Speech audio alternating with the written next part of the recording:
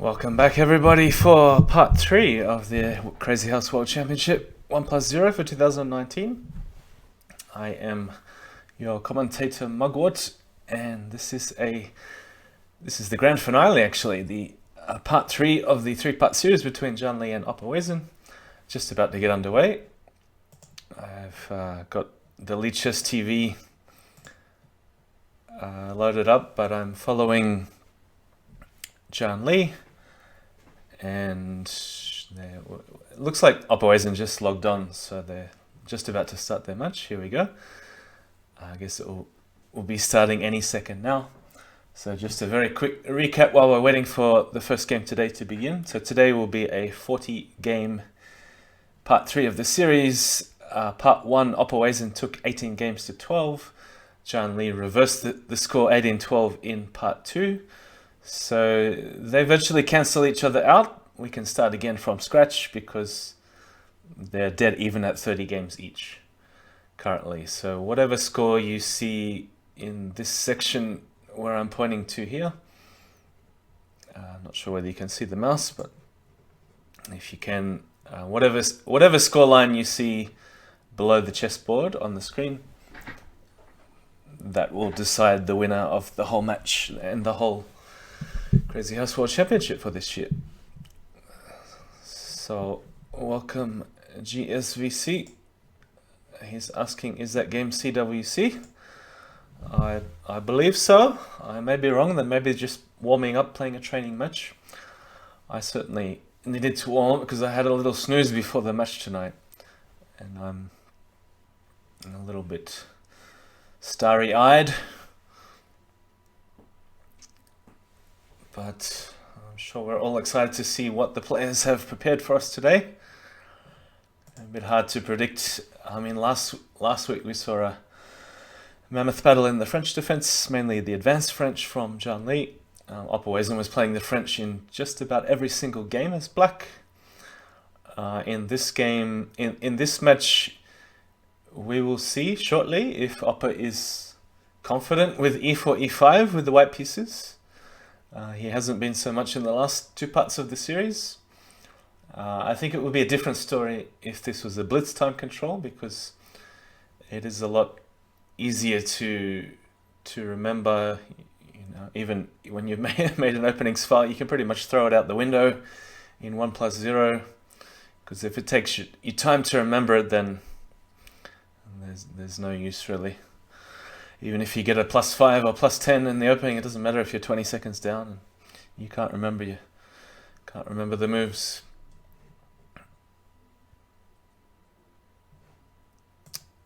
So we'll be starting any second. And we saw lots of d4, d5 when Opper was white, and what can I say? I'm hoping that doesn't happen again, but you know, we've seen how many games of d4, d5 out of the 30 games with Opper white pieces. With the white pieces, I think we've seen maybe 26 or 27 d4, d5s. Here we go, e4, e5. As predicted, first game of the series.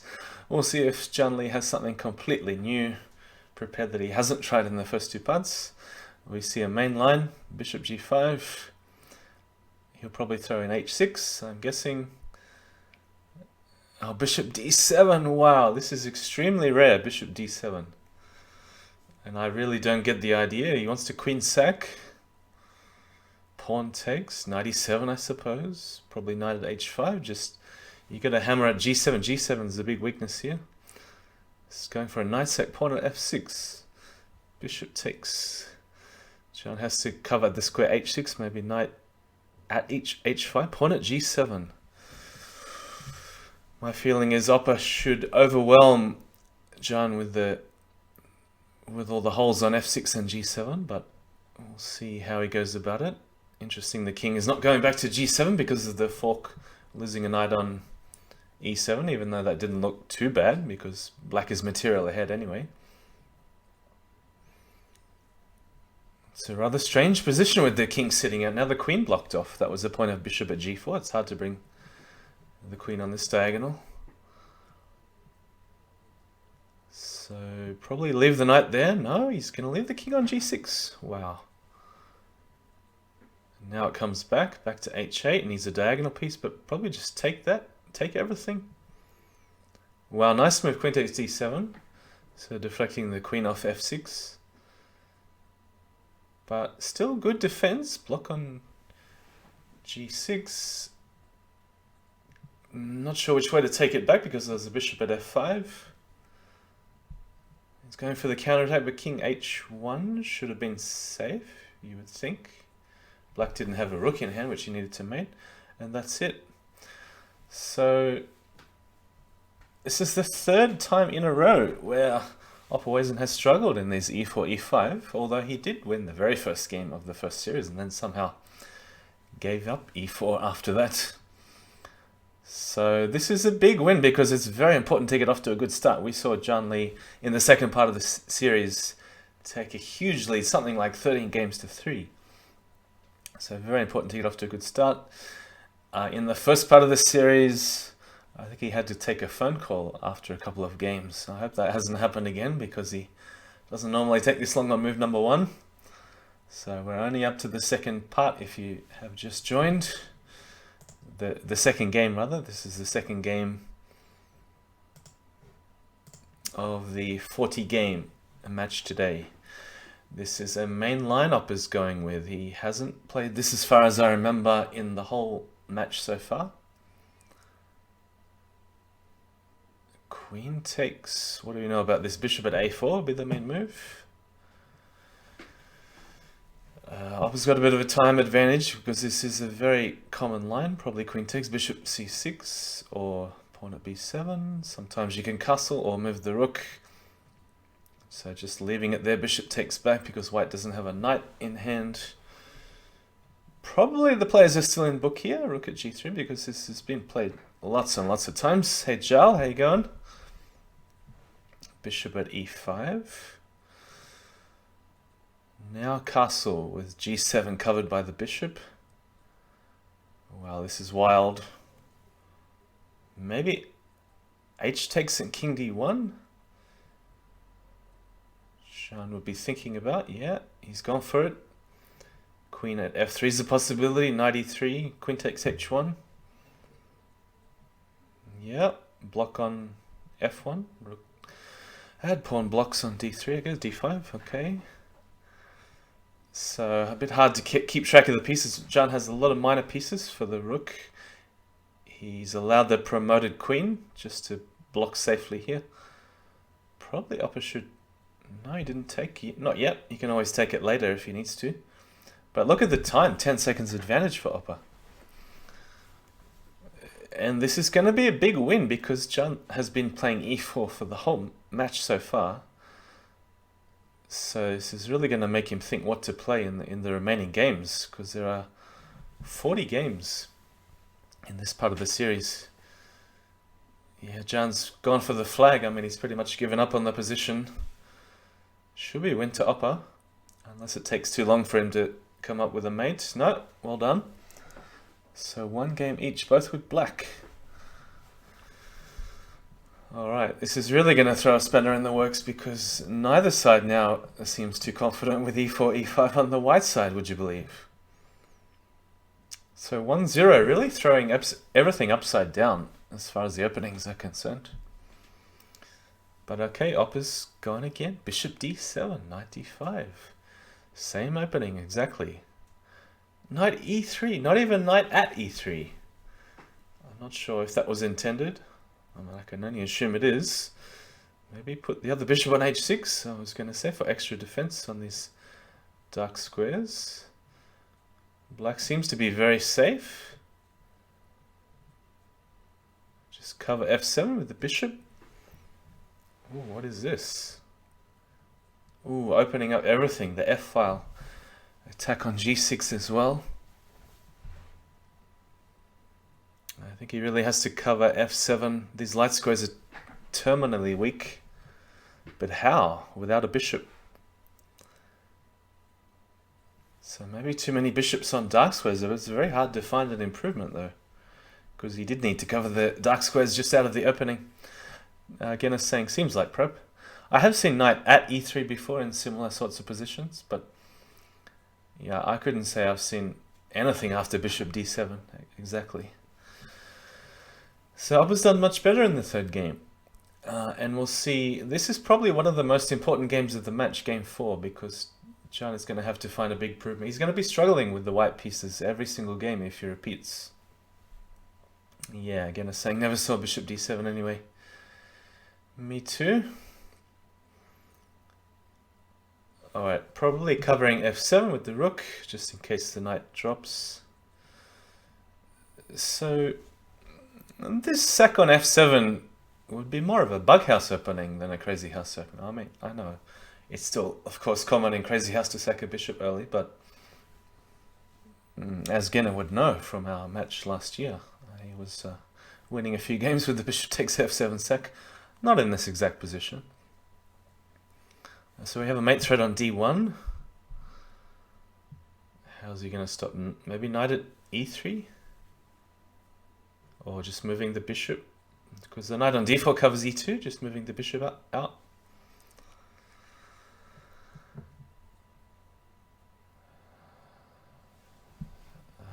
Knight takes e3, looks a little bit annoying.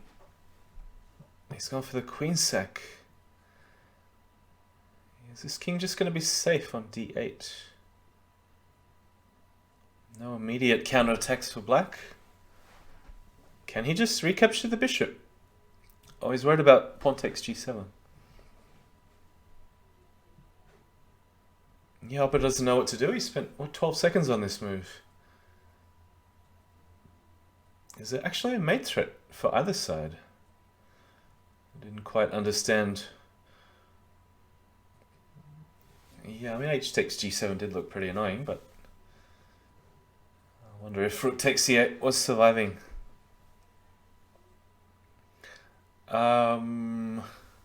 What has just happened? Did Jan give Opper more time because he wasn't sure if he was lagging out? I didn't keep an eye on the green symbol here next to Opper's name. More time again. I mean, yeah, Opper doesn't usually think when he's got 20 seconds or less left. So maybe some connection issues. That would be a shame because this is obviously a critical moment in the final. Bishop at e6. Oh yeah, I see the grey symbol on Opper's next to Opper's name. I wonder if there's a mate. Is the king going to be safe on f6 if the knight drops immediately? Promote, block, and queen g7 to finish. So yeah, a bit of a shame. Opper's connection. I'm not sure whether they're going to pause before to see if Opper's connection is back and stable again. Welcome back, everyone. This is continuation from last week. This is the grand finale of the 1+0 Crazyhouse World Championship between JannLee and opperwezen. So if I end up joining the two videos together from last week and this week, you can see that, well, firstly, I hope I'm still wearing the same shirt, so it looks seamless.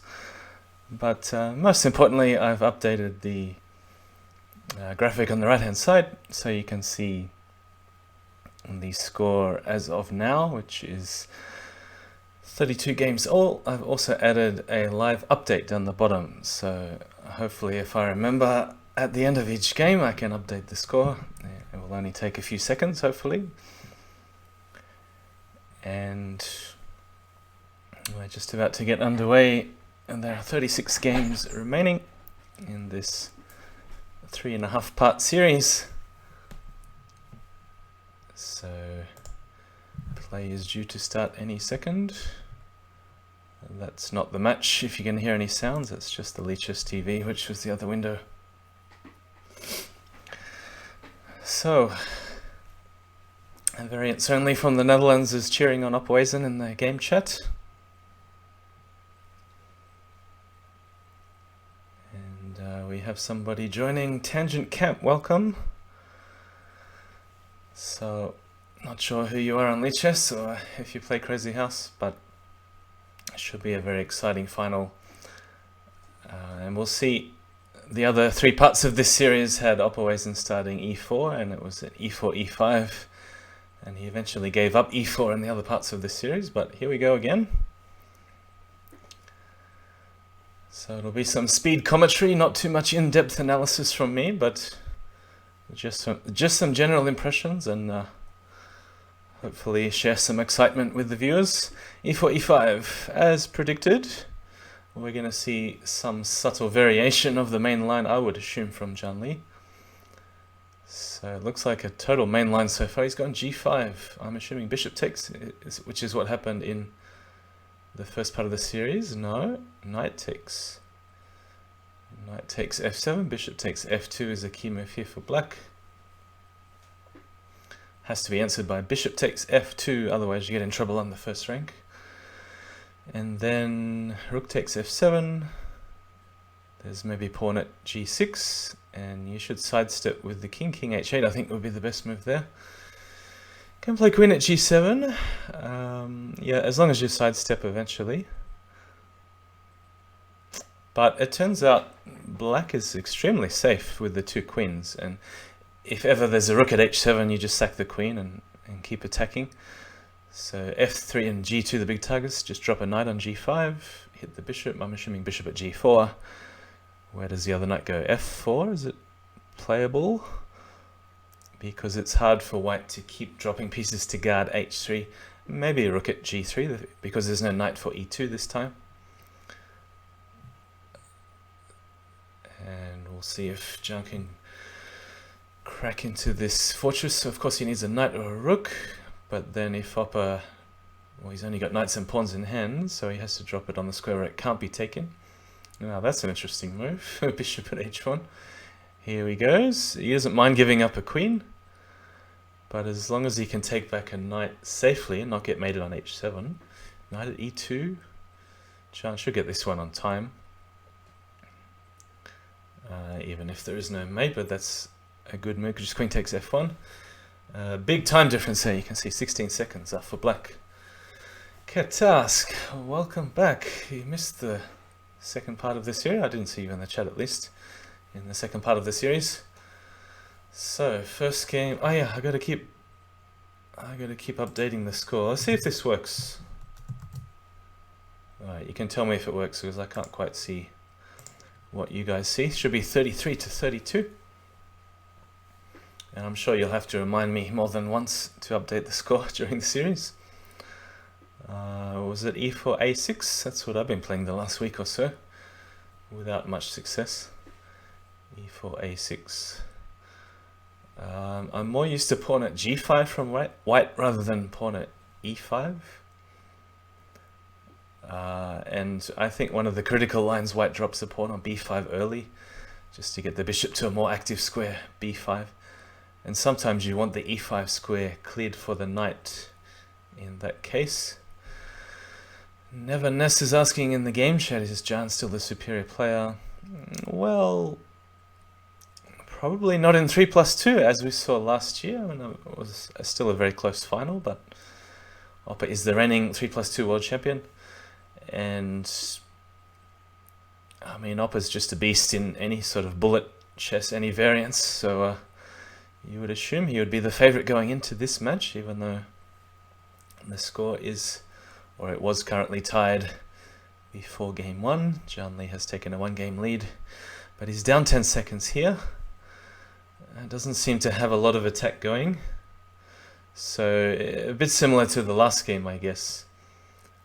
But this time neither side has any real attack, but the time difference is going to be crucial. 15 seconds to 9.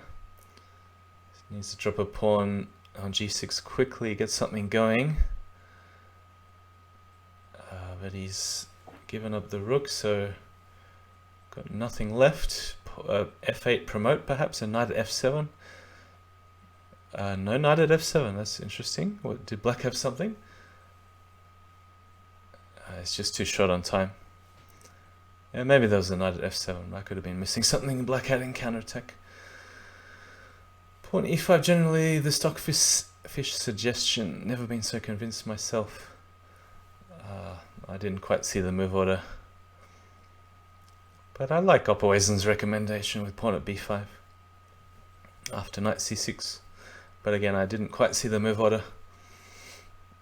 Alright, what is this? Was it d4, d6? This tends to work out well for white, even though he's sacked a pawn, because black is terribly undeveloped with the bishop on f8, and also got lots of problems on f7 and e6. That's why he's overprotecting these squares, as you can see. Knight c6, sack a piece just to get something beyond the 8th row and the 7th row, although it didn't last very long. I still think white holds the edge, although there may be nothing immediately forcing. Yeah, it's a good move also in Bughouse. Maybe drop a bishop on a5, but then you got nothing to guard the 8th row, so you have to sack the queen, I'm assuming. No? It's going to try and survive with the rook on b8. Oh, this is painful. Knight c6. Did pulling the bishop back to b6 work? I'm not quite sure, but this is toast. Better to leave this scoreboard. Yeah, that's right. 33 all. That's a very subtle way of reminding me to update the score. 33 games all. I'll get used to it. Hopefully I only have to be reminded once. 34-33.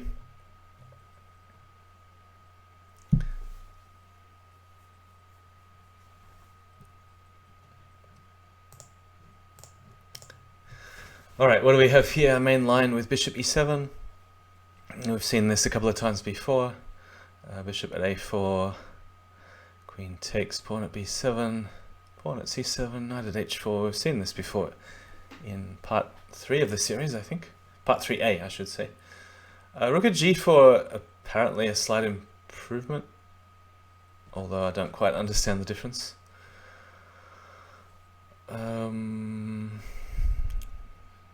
Alright, so no castling this. Sometimes black does get the opportunity to castle, but obviously not here.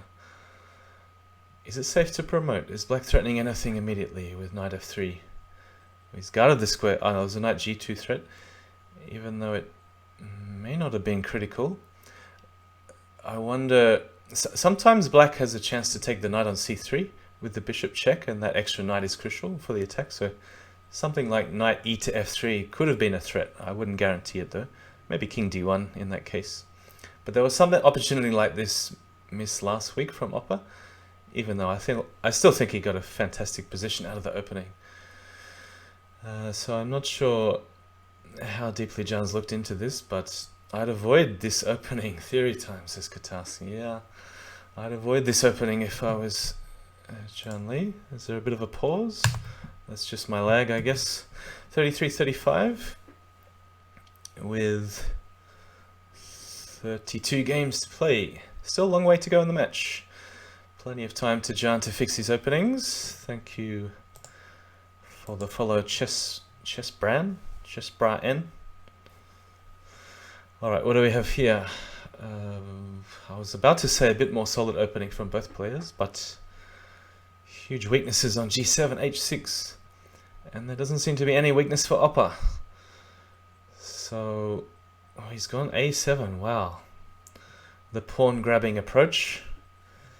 Again, I would approve if he's awake, but I haven't seen him yet today. Bishop's going to come. Oh no, bishop at g7. I wonder if this works. Jan's ignored it because of the king walking possibilities, which he may have to do anyway. Ooh, knight at f6. He's after the bishop on h5. Just have to give up too much material. Queen takes b8. Wow, deflecting the rook away from g7, g8. And there was going to be something at g7 to finish. Yeah, Opper's in great form tonight. So 33-36. Looks like same opening. Now I haven't seen queen e2. Well, Master 10 I think played something similar, but I think his bishop was already out on c4. So now it's something new, queen e2. I'm not sure whether it's prepared or just made up on the spot. Takes a2. Black looking very solid with those bishops on e6 and e7. How do you get in there? Rook at a8. Even with the queen, don't see an easy way through. Check. Oh, that's a key defense. So bishop b takes d6. No way through on the dark squares. No way through on the light squares without a queen sack, but it's just not good enough. Probably has to drop a queen in defense. Rook at b1, and no way to defend without giving up a queen. Jan down 10 seconds. This one also looks lost for white. Alright, so this is really the opposite of match, or part 2 of the match, where Jan got a huge lead in that. I was going to say the opening, but you know, the first few games. And so this is a reversal again, a bit like the first part of the series where Opper was running away a little bit at the start. So there's a lot of checks, but it looks like nothing more. I'm not sure whether Opper will finish this all with check. He's trying hard to do it. Very nice. He had 2 queens in hand, so I guess that made it easier. 33-37 with 20 games to go. Pawn takes c7 before taking on d8. Yeah, I have to look at that another time. Got to stay with the action, I'm afraid. No deep analysis today. Knight takes d5. Does it work? Can he get away with king takes? Looks a bit risky. Pawn at g6. He'll have to leave the knight on h7 and hope it is a hindrance for Opper's attack. Bishop at e3 seems to be a threat, so Opper's ignored it with the threat of pawn at h7. Going for something at h7, but it doesn't seem to be a direct mate threat right now, so maybe Jan is going for the rook on c1. Maybe he'll just take first. Probably something at, I was going to say something on the h-file. So pawn at h7 will be useful for Opper, but he doesn't have one at the moment. Nothing forcing. Maybe knight at g5 just to cover the h7 square. I think he has to cover h7. He's going for it. Let's see, Opper's not worried about g2. So nothing immediate. He does have a pawn though. Maybe Jan forgot about this. I forgot about this too. So it seems to be, he seems to be getting mated. Yeah, where did that pawn come from? Was it the king takes g2 move? The pawn suddenly appeared. But yeah, I think black would have been safe without the pawn for h7. The problem is the pawns can promote and bishops can't. So 13 seconds to 5. Opper looks safe to me. He should just keep dropping pieces with check. At the very least, go for a flag. Maybe there's no mate. But yeah, nothing here for black. Takes too long. Yeah. I think Opper's still got it. That's it. 2 seconds to 0. Okay, so pulling away to a 5-game lead. That's the total score you can see down the bottom. This time a close position with e5 on move 3. So something completely different, not accepting Opper's gambit. Or, I mean, I think Jasugi really popularized this. We could call it the Jasugi gambit. Or the 12-team gambit. He's been playing this a6 for years. He even plays it in regular chess. Just to get out of mainline theory. Where's this queen going to be safe? Maybe f4? I was going to say f4. Pawn at f6 just to stop any knights landing on e5. Where's the way in? He's got to find it fast. How many pawns is he? Is it 10 pawns that I count? Must be 10 pawns if Jan's only got 6. Queen d1, yeah. Maybe queen g4, but what about queen g4 now? I guess bishop at g6 is always a good response. But I always say queen g4 is a good move when it's legal. Pawn at h6, maybe the bishop will drop back, so he really needs another pawn. Grabbing b7 to put it on g7, but then what does he need here? Maybe a pawn for a7 and a rook. It's a bit much to ask for. Maybe in sack-sitting Crazyhouse you can beg for a pawn and a rook and sit there and lose on time. And this is fast sack-sitting Crazyhouse, not slow sack-sitting Crazyhouse. So the pieces that you need change all the time. If he gets rid of the bishop, then a knight would be useful, but I mean, Opper's just not being very generous with these pieces, is he? 4 knights in hand. It's a bit hard to grab extra material for white. It's going to be decided on time again, it seems. So I don't know if Opper's been receiving donations, but he's really speeding up this week. Because obviously last week he was having some computer problems, if you've been following the match. And the match last week was postponed to today. So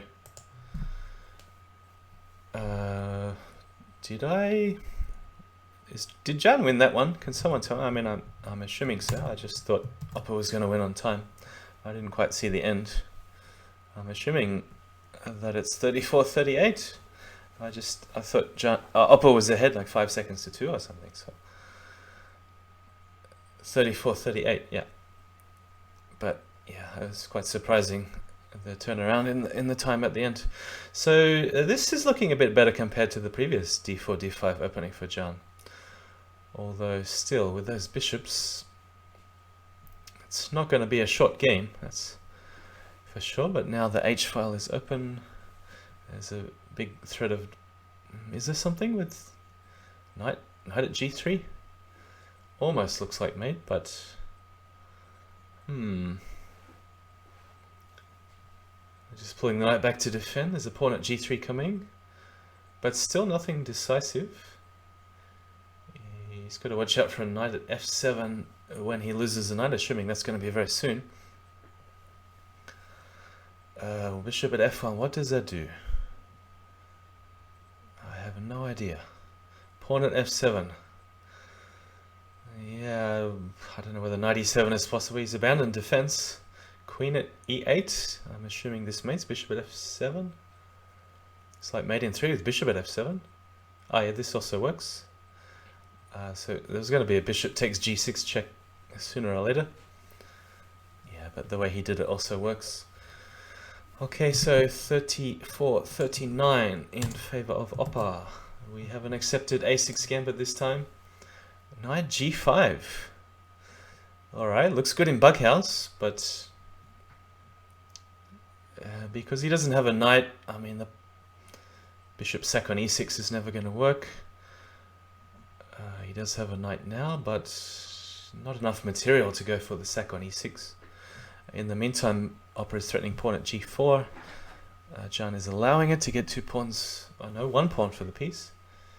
He didn't want the queen on g4 this time because of bishop at h5, I assume. So not taking, of course, avoids the queen trade on the d file. Taking on e4, that is. I was expecting pawn at g3. It looked good for Opper, but I guess he can always do it next move. So Jan's really on the back foot out of this opening. He may be a pawn ahead, but this is exactly what black is playing for in this type of opening.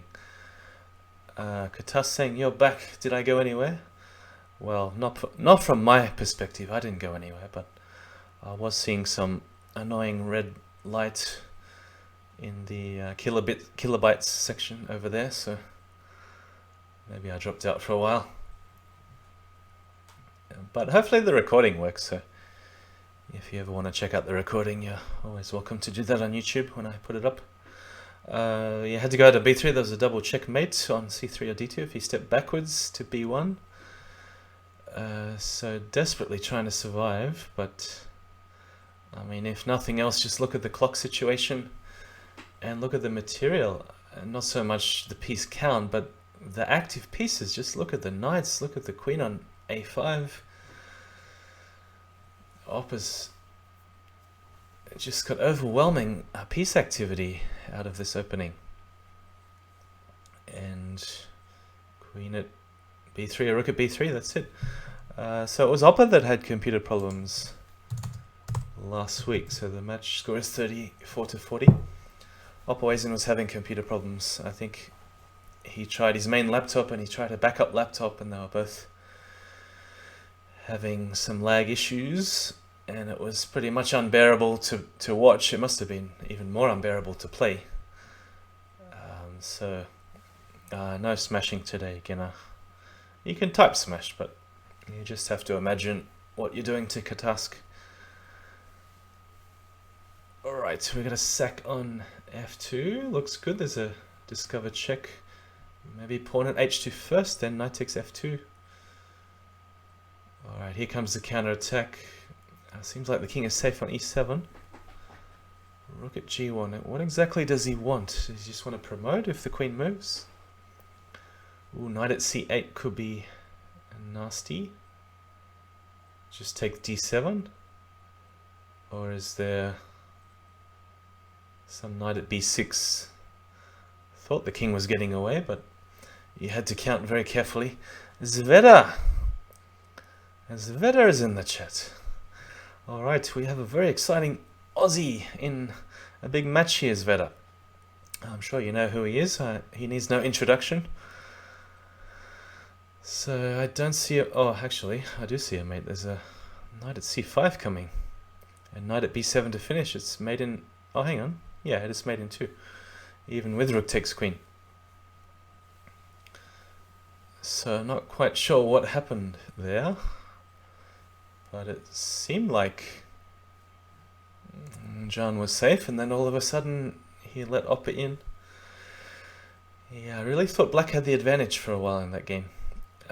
Someone saying in the chat it's scrolling too fast for me because I'm trying to keep 4 windows open at the same time. Someone was saying the refutation of this opening is... and then I missed what it was. But they were probably only joking anyway. Is there going to be a queen sack if bishop takes? Yeah, undoubtedly so. But what's the follow-up? Maybe bishop at f5 allows bishop at e6. Unless you wanted to trade bishops, what's the point? I guess trading bishops now, but... no, it didn't seem like bishop takes g4. Hang on, how did that happen? I sacked the queen to... Okay, I see. That makes sense. I mean, it doesn't really make sense, but... only if it was absolutely necessary. Did he have to do that to survive? Otherwise, you'd rather not sack the queen. I mean, maybe white still does have some initiative here. Let's see if he can conjure up anything. There's a lot of sacks. Take c3. Yeah, the king is drawn far enough forwards where white really should have something. I think this should be mate. My feeling is there is a mate. Even if it doesn't involve all checks. Yeah, but with the rook... oh, surely. This reminds me of the game I had against Genna in one of the team battles. Oh, the other night. Oh, what? What is happening? King a8. Is it a draw if knight c7? Katask would be very pleased. Knight b5 didn't go anywhere. Oh, this isn't going to work. No, no, no, no. Can't allow pawn takes f2 check. Oh, that's very sad. Yeah, all the games were e4, a6, says Genna. Yeah, take the rook with check. I mean, even if you don't see a forced mate, at least the rook would keep you safe if you have to pull it back and defend. Or maybe even f takes e3, and with the rook in hand, surely black had nothing. Is it 34-42? I'll trust Blunderman. Okay, what's happened here? Another d4, d5. I don't really have to comment move by move if all the openings are pretty much the same. Same idea, play g3, keep your king safe, and then smash away at these dark squares, g7, f6. So Opper's gone for the queen sack this game. And it means Jan has to play very patiently because, yeah, with that fianchetto set up, he's doing a good job, but sacking a queen back, has to be very careful to watch out for knight f6 and calculate if Opper has enough to mate. So he's dropped the queen back on g6 to defend. Ooh, has to sack another queen, covering the knight h5, so king h8 is safe. Is there going to be some queen sack? Oh yeah, because he's got two queens. Yeah, there's no possible defense. So bishop at first. Oh, what? Opper's missed a mate in one. Oh, nasty. So I think Jan really needs something special here. He needs Opper to just go off the boil for a few games, go on tilt for a few games. So mate in one will certainly help in that regard. E4, c4, maybe never seen in Crazyhouse. So Jan is trying something different just to throw Opper off his rhythm, because he's really got to try something to stop the flow of the match, stop the current trend. So Opper has seen, I know I've taken away the last 20 scores, but Opper has won 6 in a row, then lost 1, then won 4 in a row, then lost 1. So we still have 33 games, I think, no, 23 is it? 23 games remaining in the match, with a difference of 7. So if Jan were to pull it back, it'd be just about 2 games to 1 he'd have to win for the rest of the match. So we see castles queenside, queen sack, but how's he going to get through? Maybe move the knight on f3. You'd like to move it somewhere threatening, but hard to see exactly where. Knight at d4 again, bishop at d5. Okay, knight at a7, that's something. He's made some double pawns. Bishop take, oh no, I was expecting bishop takes first, but maybe he wanted to keep the bishop there in defense. I guess he can always drop. Oh, what's this? Does this really lead anywhere?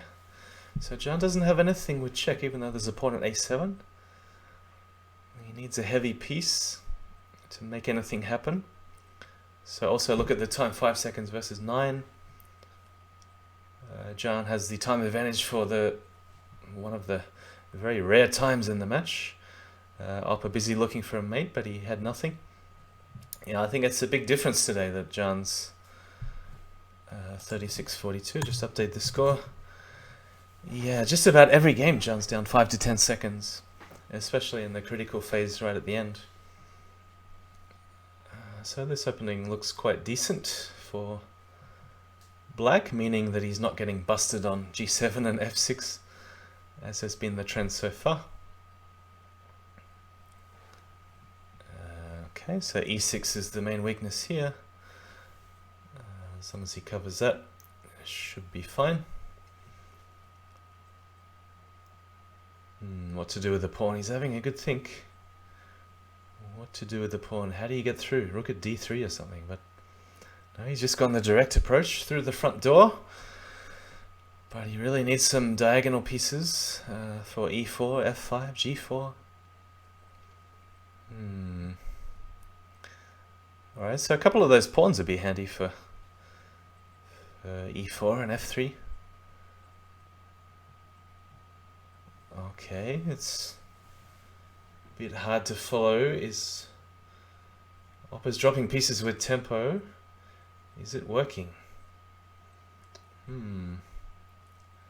Sack the queen looks okay. Maybe just pawn at g6. So it's a very long-winded attack, but Opper's done very well to distract Jan from attacking on those light squares. It looks so tempting to put a pawn on e4, so he's finally done it. 20 moves after I said it would happen. Just bring the rook over to g8. No, just take the pawn. Okay. Jan's doing pretty well on the clock, only down 2 seconds. Pawn at f5, just get rid of the bishop, take the knight, put it back on e4. So he should be playing for mate here. A knight at g5 maybe next, even pre-move it. Knight at d2, knight at g5. Oh, he needs a pawn. Knight at f4. No, Opper's gone for the flag. Well, you can't really flag when your opponent's got 7 seconds left. Alright, well done. A win with black is always useful, but with Opper's streak 6 games and 4 games, Opper's just winning so many games with the black pieces with this a6 opening. So it's turned into an advanced French. Now that's very interesting because Jan was really on top in the second phase of the match, playing some very similar openings to this. Oh, wow, bishop back to f8. Now this is what he really needs. So a safe king, some steady initiative, some holes on f6, g7 to probe. I mean, there could be a queen sack on g5, knight at f3, but no, I don't think that works because there'll be a knight at f6 at the end. So Opper had to do it with the other move order. Okay, a check, but keep the bishop for f6. Oh, now he has a choice, but bishop on f6 is what he really wants. If queen takes g7, that is. He's gone for the knight. Okay, maybe there was some bishop at g4 deflection. Yeah, pawn at e7 was the threat. Ah, nice move, bishop at d8. Yeah, take with the knight. Just save the queen. No, he's not Jan's style to save the queen. I take the bishop, but then there's rook takes d8. Maybe something like bishop at g5. Oh, no. Knight takes queen is a concern. I was thinking maybe bishop at g5 and pawn at h6. It's so complicated to be accurate. Bishop at h6, there's no pawn for g7. Now drop the pawn on, is it safe? Drop the pawn on g7? He's worried about some queen takes b2, but there was a pawn at g7, looked very strong for white. And knight at e7, what? Hang on, he had a knight in hand. Am I blind? What's going on? Did he just miss knight at e7, mate in 1?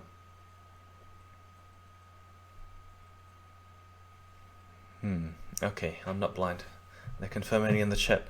Alright, but that was a win to Jan. Okay, so we're back to 38-42, 4-game differential with exactly 20 games to play. It's still anyone's match. Why would you mate when you can flag? Yeah, I mean, especially because Jan really needs to annoy Opper. He needs to get under his skin. And the best thing to do is miss a mate in 1. What better way to get under your opponent's skin than to miss a mate in 1?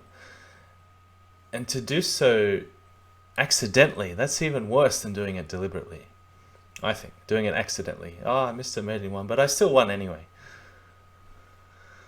Okay, surely some sack on d4. No.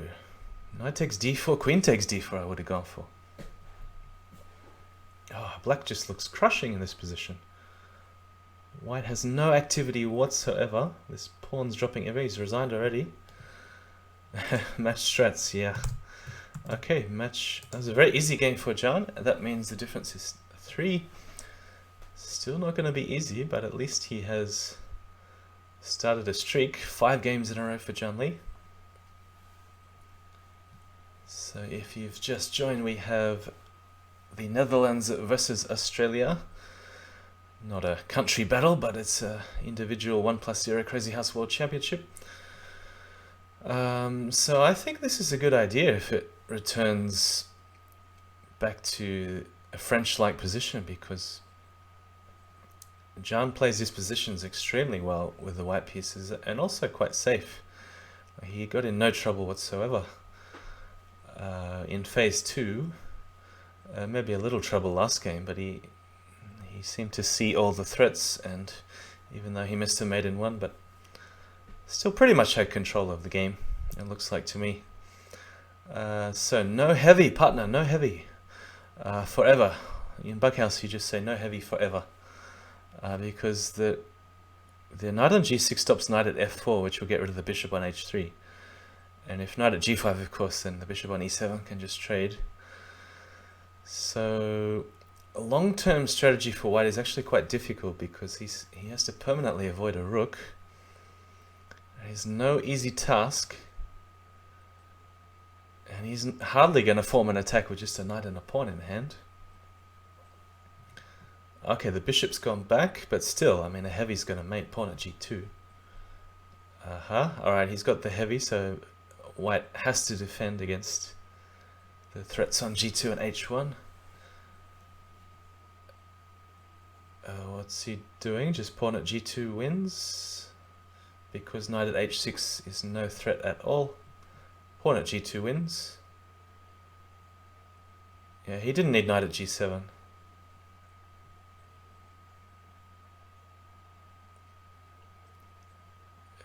Yeah, should be winning for black all along. He's made it slightly spectacular, but I think black was winning for the whole game pretty much. So 39-43. A3. Alright, what on earth is going on here? Rook f1 was a mate n3. Yeah, I'm not looking at mates at the moment. I'm just getting a feel of the position, because it seemed to me black was just winning pretty much no matter what happened. Big weakness on g6. What is happening here? He'll have to... Don't even know what he has to do. Pawn at g6 looks good for white. He might even sack a queen sometime soon. Bishop at g4? Bishop... Oh, no, I wouldn't have done that. Bishop at g4. Maybe he's worried about the rook being lost. Because if knight takes d8 and you can answer king takes, that actually makes your king safer. You don't mind trading a queen for a knight. Maybe he was worried about knight takes rook. I really thought he would have dropped a bishop on a long time ago. Maybe he's trying opposite strategy, not putting any pieces on to starve the opponent when they're attacking. But I really don't think that's going to work in this game.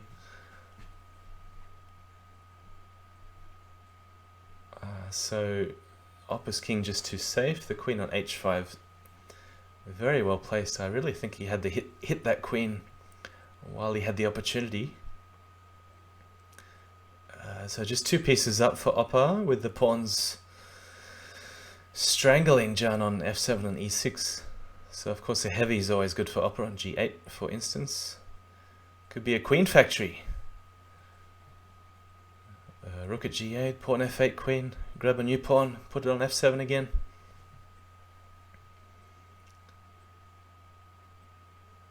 Yeah, it's made in one. Okay, so score 39-44.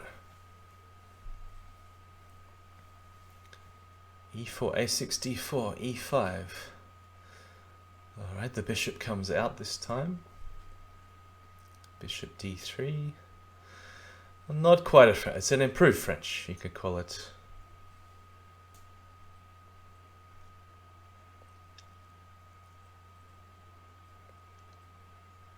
E3 hanging. You can't play f3.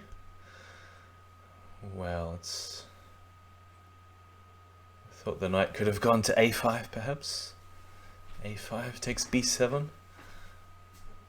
But this is, what, a whole extra rook for Opper.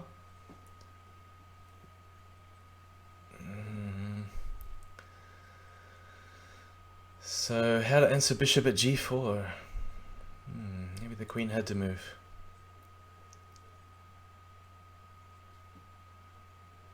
Yeah, so practically speaking, this really should be winning for black, as long as he keeps the time advantage. He'll find some way to use the extra material eventually.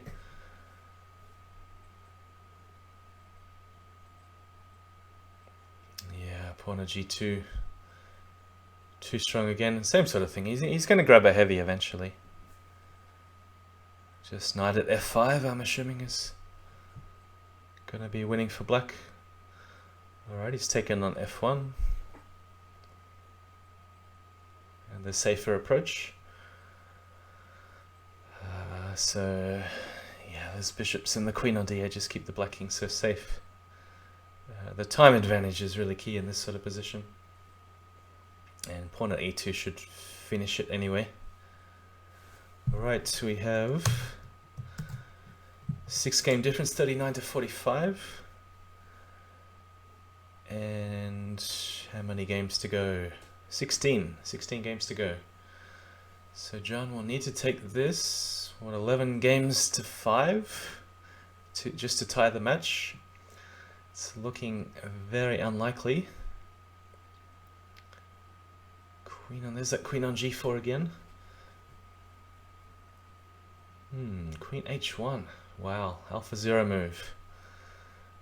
So this looks totally winning for black. I'm not sure whether you want to play pawn g2 immediately. He's done it. Oh, there's d4 hanging if he wants an extra pawn. So block on f2, knight f3 is mate. Has to block on e3 now. Takes g2. And probably pawn at h3, or with knight at g4 to follow. Knight at g4, surely? No, he wants to threaten mate in 2 this way. Threaten the rook as well, just in case. John resigned with force flag and 4 on the board. What about... I was looking for some cute move, but... Alright, in a CWC we don't have time for cute moves. We just want to flag the opponent. Double their time, 16 to 32. And of course John will need to double up his score to equalize the match. Alright, d3, that's a new one. Wouldn't exactly call this a refutation. I was expecting queen e2 check. No queen e2, he maybe wants rook e1 check. So it looks like queen trade will be in black's favor with the bishop bearing down on g2. He's gone for it anyway. How's he going to block off the diagonal? Drop a queen, knight d7. Maybe pawn at d5. Well, I lost some material again, but maybe he'll pick it up again, because if bishop at c5 you can take b7 first. Oh, he sacked a queen. That was slightly unexpected. So he wants a knight for c6, just bishop at h4. The defending c6. So making threats on different color squares. So he still hasn't played a takes b3. The pawn's been sitting there for a while. Maybe he should take it now, but now he wants d6 to make some more threats. Drive the rook away. There's a knight at knight takes f7 coming. But now it doesn't seem to do much. Pawn in hand is not exactly the piece that he needs. He needs a heavy, but I think the heavy's only going to come with in opper's favor like this. So I'll have to put it back immediately, and then queen at g1. So in that sort of position you really need a piece in the hand to block, and even then, if there's no counter attack, you're lost anyway. Pawn at e7 says get instead of pawn at c7, because then knight takes f7 would be some sort of a threat. Perhaps. I'm not sure. What's happened here? Update the score. So this is a little bit like the 3+2 series, the finish where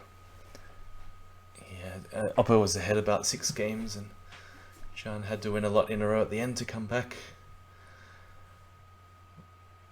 But it was very hard to predict because there were pretty big score lines in the first 2 parts of the series, 18 games to 12 either way, as you can see if you miss the first 2 parts on the right hand side. Queen takes c2.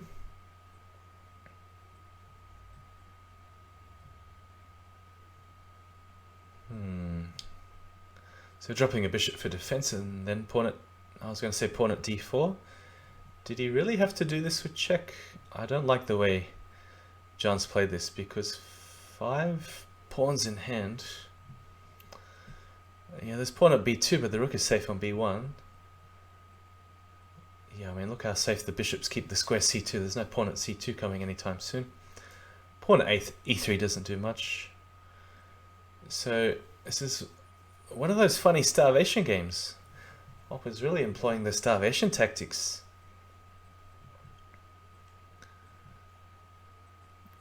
Yeah, I don't know what I was talking about in the last game. Knight f7 wasn't a threat if the king was on c8. Maybe he had to clear the square d6 for the knight, but that takes too many turns.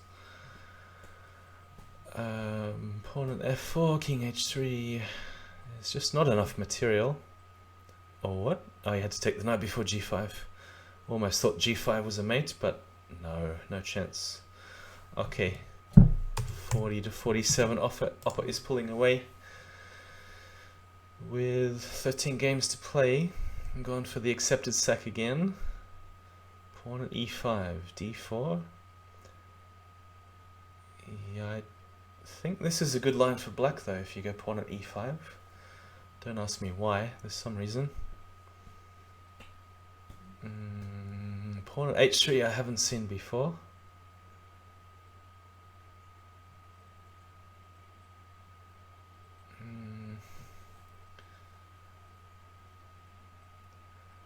Yeah, you don't really want to sack on f2 and let the rook come into play to defend g2.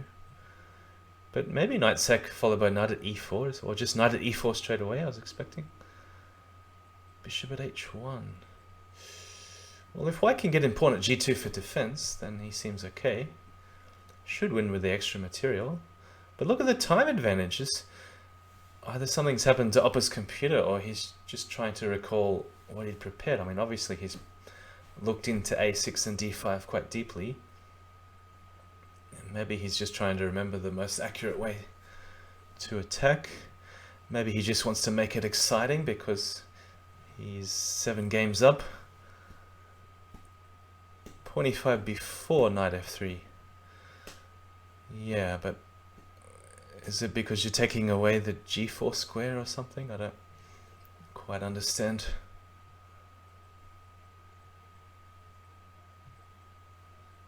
So yeah, flag as predicted. So that knight g4, bishop e2 forces black to second knight. Yeah, it doesn't take away the g4 square, but it makes it not so inviting, at least. And you don't have to play a weakening move like h3 if you want black to sack the knight. Right, I missed the opening. It looks a bit like a strange Alekhine.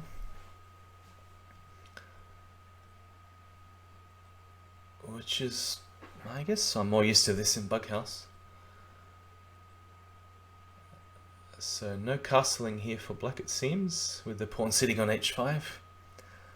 There was a previous game in the series where Opper had this pawn on h5, and it looked like for most of the game where he was going to attack with pawn at g6, then he suddenly played pawn to h6, just like he does in this game. But it seems like even with the queen trade, black should survive at least in the short term. Come on, Katas, don't force me to find a new opening to play. There's more than one refutation. Alright, I'll leave that to the theoreticians. I'll just keep playing a6 for a while. I know I lost quite a few games with it though, but hopefully find little improvements each time. And it's one of the few openings which is, what can you say, more relatively playable than other openings. Relatively playable meaning it's only like +3 or +4 for white after 10 moves.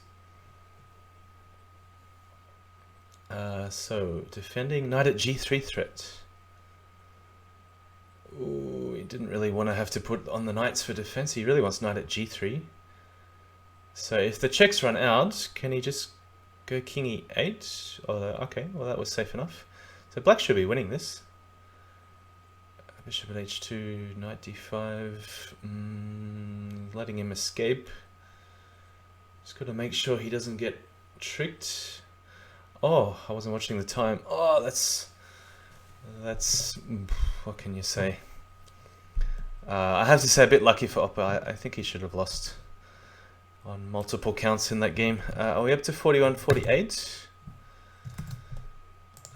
So that game, yeah, bit of a tragedy for Jan to lose that one. What's he gonna do this time? Something new. Just d4, avoiding all the pawn drops for the moment. So I think black should immediately go bishop b4 when he has the chance, especially when it's a pin on the knight on c3.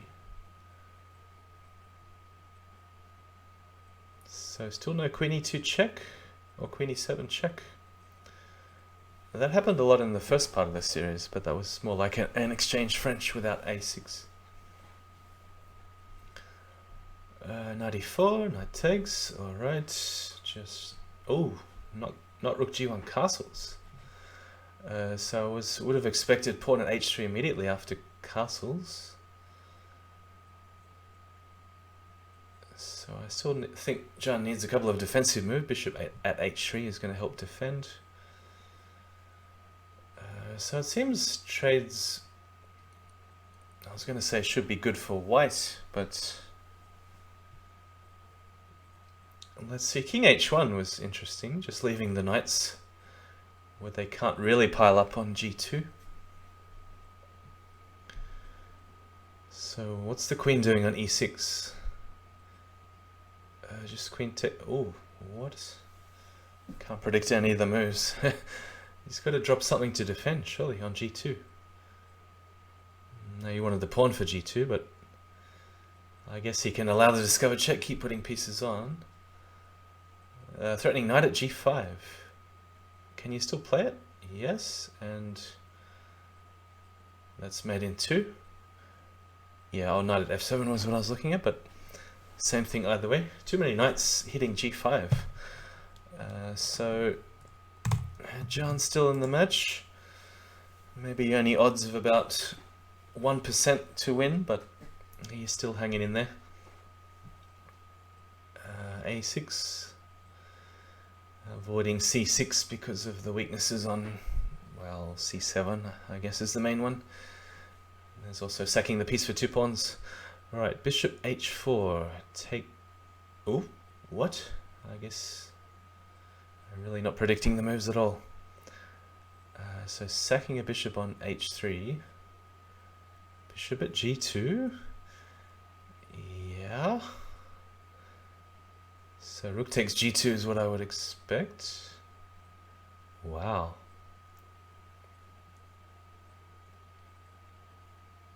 He has to drop the knight. Uh-oh, knight takes. Knight takes rook check. Bishop at... Ooh. No, that's going to be mate. No, oh yeah, he couldn't take because of queen h7. I mean, I can't see a mate in 2 or something, but it doesn't mean it's not there. There we go, double check and queen d7. Alright, 100 to 1. No, I think it's more like 10,000 to 1. So $1 for a Bitcoin. How about that, Sveta? $1 for a Bitcoin. Is that a fair trade?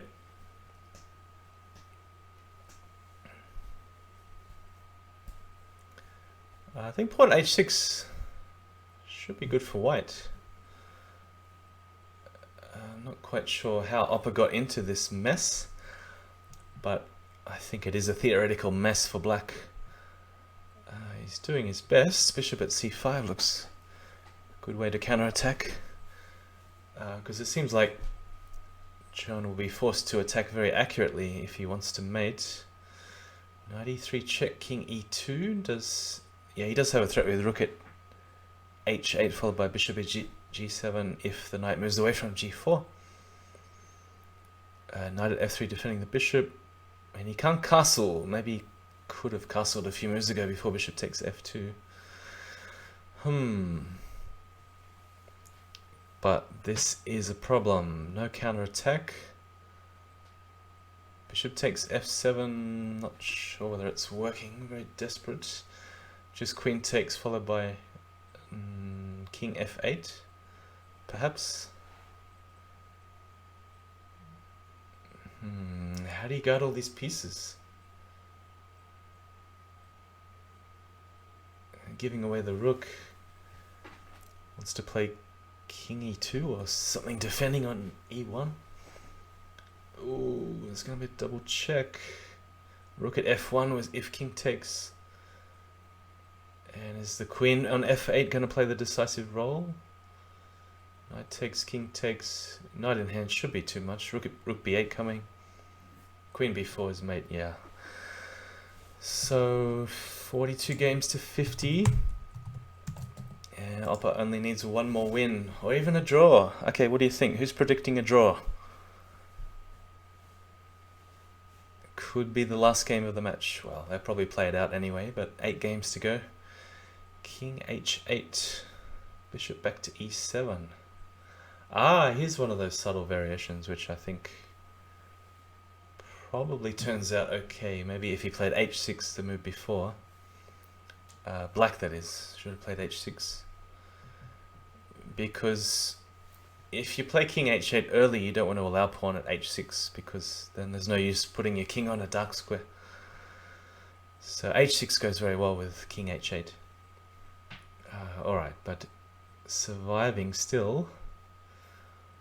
Opper's move, he's looking for the finishing touch. Queen e4. What is he planning? Just knight takes f6 and bishop at e5.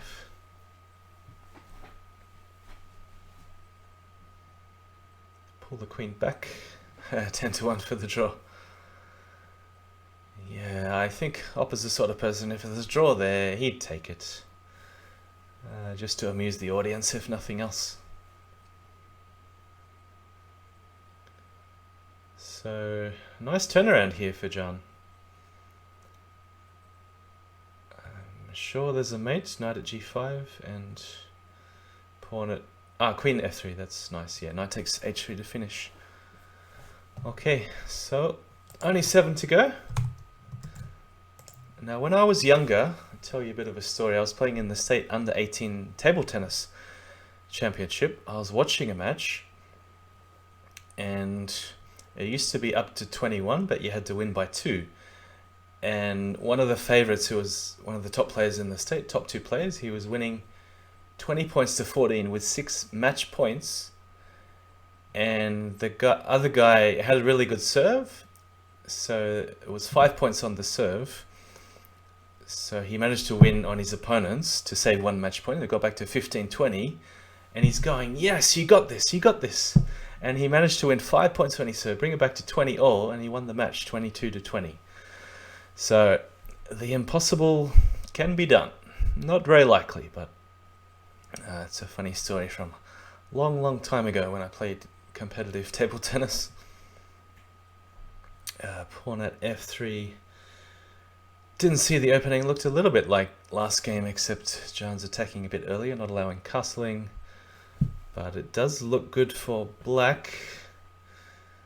That pawn on g2 is going to be menacing for the rest of the whole game. Also the d file I've got to watch for. Alright, but there is an immediate threat of pawn e7. I wonder if Opper has any cute way to finish. Knight at g2 is the idea. Rook takes, pawn takes. How do you cover all the threats? Allowing the promotion. Knight at f1. Ooh, this queen takes f1. There's also queen takes d1, but no diagonal piece for. There's bishop at c. Bishop takes c2, but it's probably not good enough.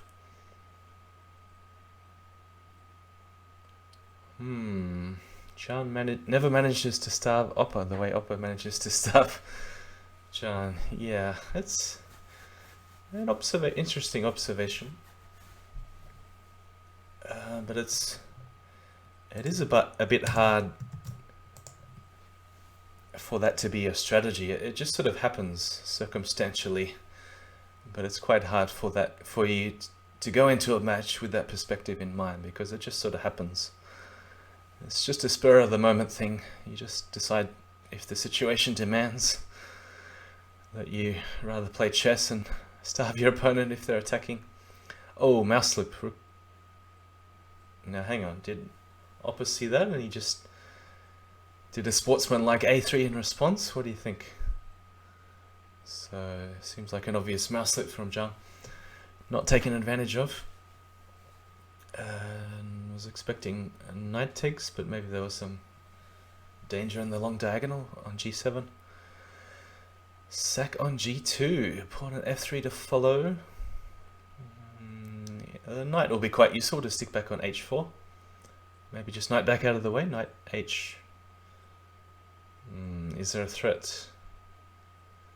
The knight on f6 is quite an important defensive piece, but knight at g6 I thought was the way in. Yeah, and Jan still hasn't managed to get that knight out of the way on g2. So there are many decisive threats with rook at g8 and knight at g6. I think it's too much to bear. This might be the end.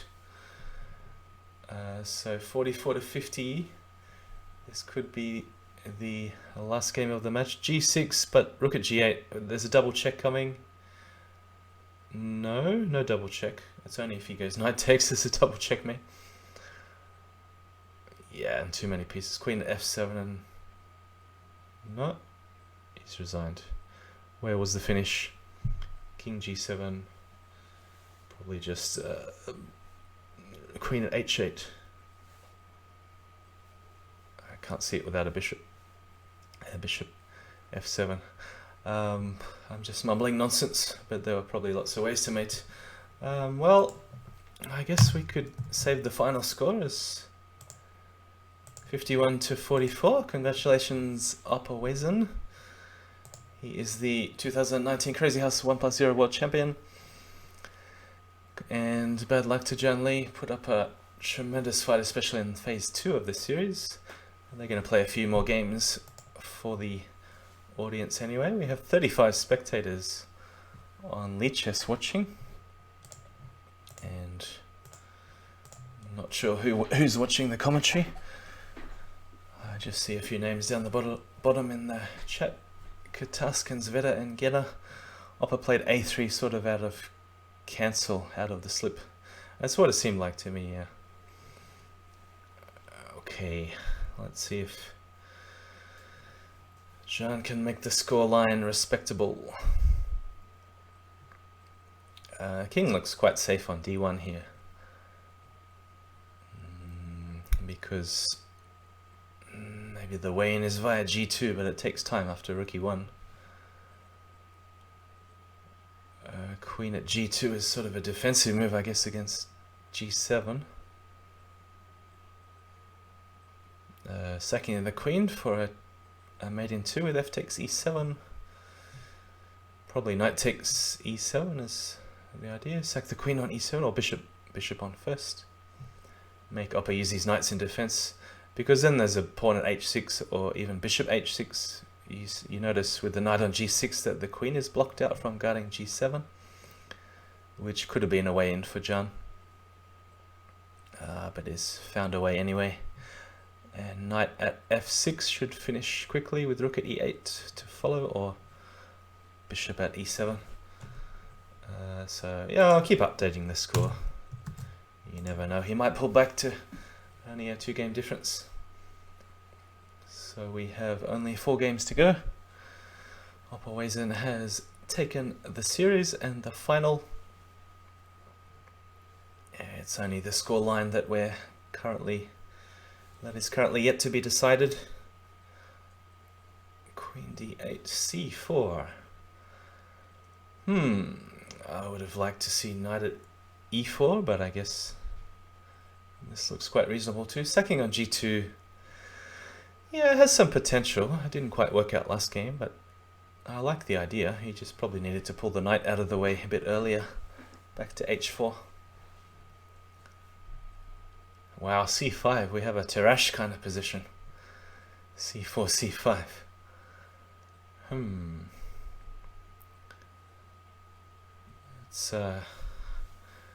It's a full Tarrasch, not even a semi-Tarrasch, which is quite popular in the high level these days in regular chess. Queen h4, knight at g2, sack on g3, I'm assuming. Yeah, sack again, why not? No, he wants to threaten. I don't know, what does he want to threaten? Ah, bishop at d3, okay. Wants to bring the queen away from f2. Okay, I wasn't expecting that move. Queen at g3. Just take the rook. Or is there some threat with knight at e7? I don't see it. I would have just taken the rook on f1 and pawn at e2. Why not take the rook on f1, pawn at e2?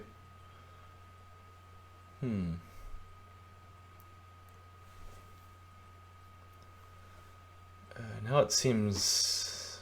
Oh, it's pretty hard to tell. It's changing every move. My evaluation is changing. Nice move, rook at d1. Probably can be blocked on e1. Okay, oh, just going for the flag, but as I said before, it's a bit hard to flag your opponent when they've got 7 or 9 seconds left. So 52 to 45. Still 3 games to play. We have a more well-known opening. Bishop at h4. Pawn at f6. I think Oppa has played this one before. I remember looking up this one.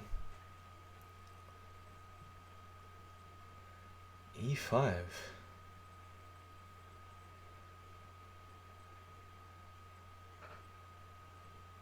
I really want to play c4, knock the knight away from f6 and then sack on f6.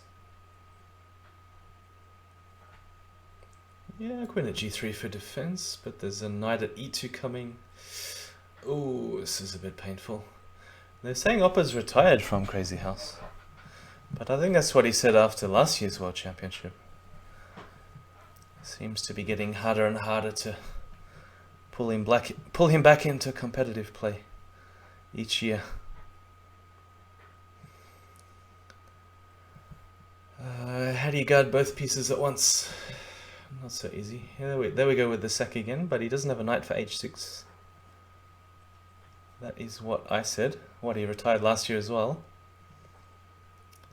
There must be a famous tennis player who keeps retiring that we can compare him to. I'm not sure, my tennis history isn't that good. Who keeps retiring every time they win a championship and then coming back the next year? Queen d3? Swap queens, take the knight on c4.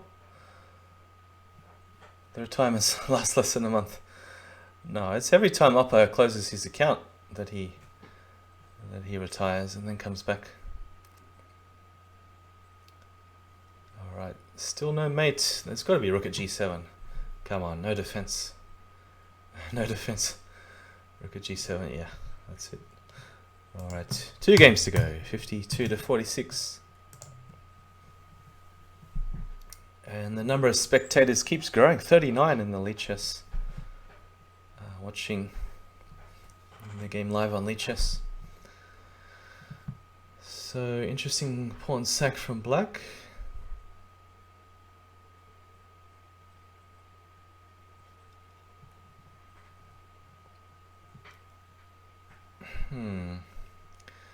It's a little bit like the 4 knights in chess. What do you call it? The Belgrave Gambit?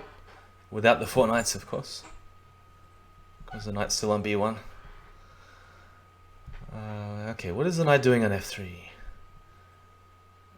He's not going to come back. Maybe queen h4, does it work? Not sure about queen h4. But this looks quite decent. He's desperate for material again. Queen sack for a pawn, but there's queen h7 to watch for. It looks like that's mating queen h7 and knight g5. So black has to pull back, unfortunately, and defend. And now pawn at h6 is going to win for white. Just too many diagonals, I was going to say. But queen at... You can't go queen at h6 because you can take it and then something on f1. Okay, black is surviving, but look how much material he's had to sack. Queen 2, rooks 2 knights. And he still doesn't have pawn f2, which is why he sacked the queen in the first place.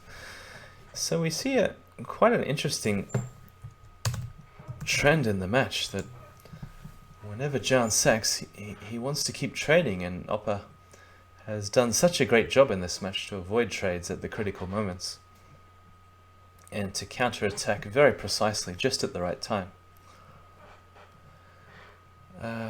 Rook at h3. Why has Jan got 3 rooks? I missed the opening, but I guess it's rook a6. Now that rook sack looks a little bit more promising than from black in the opening, but no, he's just grabbed the pawn and come back. Playing for entertainment value. Is this the last game? Yeah, it is the last game of the match. And there's a bishop at g6, double-edged sword. There must be a word for that in martial arts. Does anyone know? You have a double-edged sword. It really needs a bishop for e6. But again, I guess he could take... probably too risky to move the knight from g4 there. Yeah, the rook is really not the piece that he wants. He wants a bishop. Yeah, but probably rook takes e5 wasn't quite enough. Bishop e6, but then yeah, what do you do with just a pawn?